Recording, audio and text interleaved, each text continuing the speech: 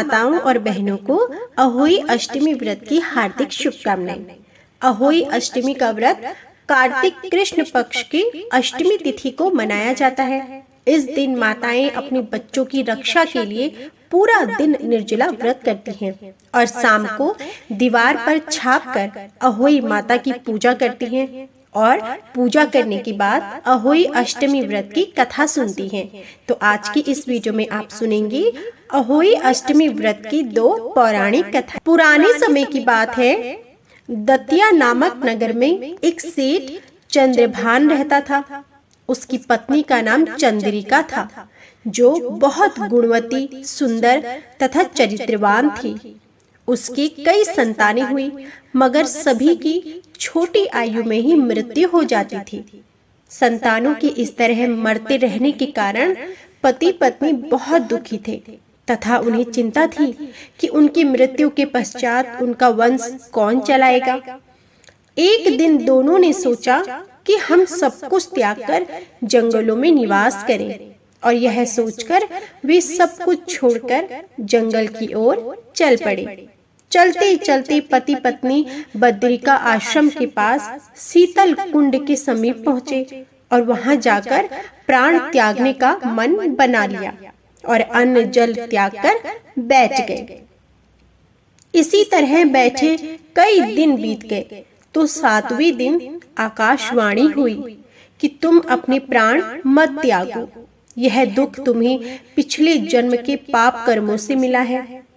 ए सेठ, अब तू अपनी पत्नी से आने वाली कार्तिक मास के कृष्ण पक्ष की अष्टमी तिथि को व्रत करवाना, जिसके प्रभाव से अहोई देवी प्रकट होंगी।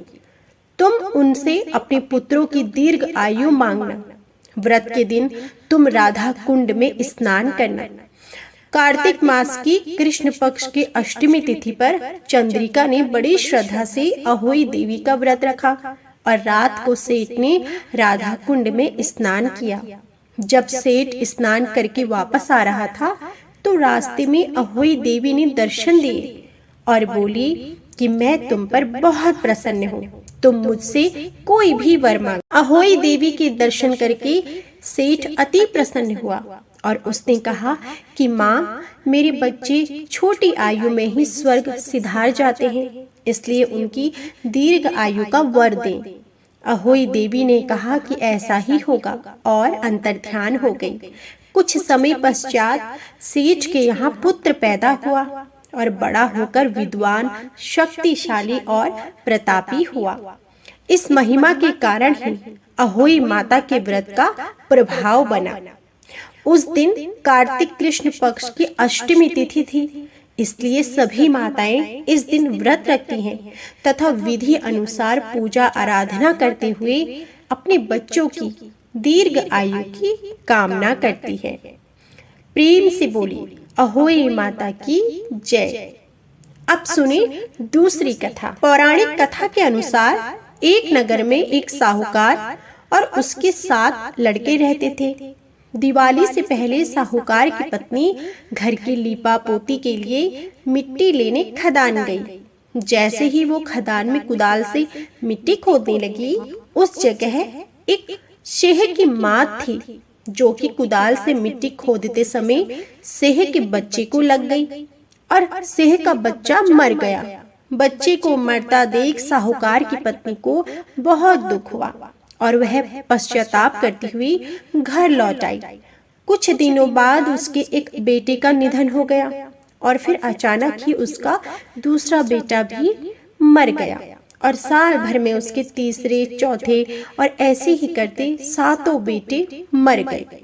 अपने बेटों के जाने के दुख में डूबी महिला ने अपने आस पड़ोस की महिलाओं को बताया कि उसने कभी भी जानबूझकर कोई पाप नहीं किया, लेकिन एक बार खदान में मिट्टी खोदते समय अनजान में उससे एक शेह के बच्चे की हत्या हो गई। उसके बाद से ही मेरे 7 पुत्रों की मृत्यु हो। आसपास की औरतों ने साहूकार की पत्नी से कहा कि यह बात बताकर तुम्हारा आधा पाप तो नष्ट हो गया है, और साथ ही सलाह भी दी कि तुम उसी अष्टमी को भगवती पार्वती की शरण लेकर शेह और शेह के बच्चों का चित्र बनाओ और उनकी आराधना करो, उनसे क्षमा याचना करो। भगवान की कृपा से तुम्हारे सभी पाप नष्ट हो जाएंगे। साहूकार की पत्नी ने ऐसा ही किया। कार्तिक मास की कृष्ण पक्ष की अष्टमी को उपवास और पूजा अर्चना की और इसके बाद वो हर साल नियमित रूप से ये व्रत रखने लगी, जिसके बाद से उसे 7 पुत्रों की प्राप्ति हुई और इस प्रकार अहोई अष्टमी व्रत के प्रभाव से उसे अपने पुत्रों की प्राप्ति हुई। अब जानिए अहोई अष्टमी की पूजा विधि। इस दिन सुबह जल्दी उठ जाना चाहिए और नित्य कर्मों से निवृत्त होकर स्नान कर ले।